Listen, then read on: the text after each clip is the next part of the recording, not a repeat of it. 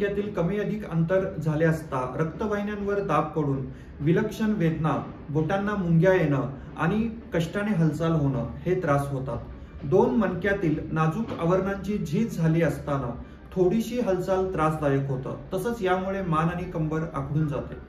अशा अवस्थेमध्ये आपण काय करू शकता, तर सर्वप्रथम अश्वगंधा चूर्ण गरम पाण्यात मिक्स करून संपूर्ण मणक्याला त्याचा लेप लावावा। यामुळे वेदना तसंच मान आणि कमरेचं आखडणं त्वरित कमी होऊ शकतं।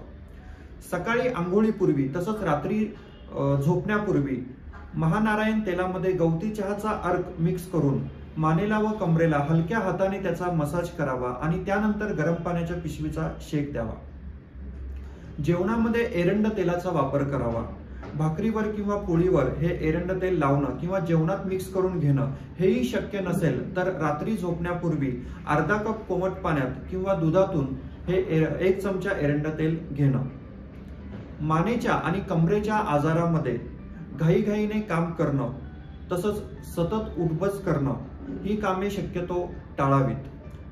आहारामध्ये प्रामुख्याने थंड पदार्थ, दही, केळी, शिकरण, पचायला जड पदार्थ, कडधान्य, मांसाहार, अंडी हे सर्व पदार्थ टाळावेत। धन्यवाद।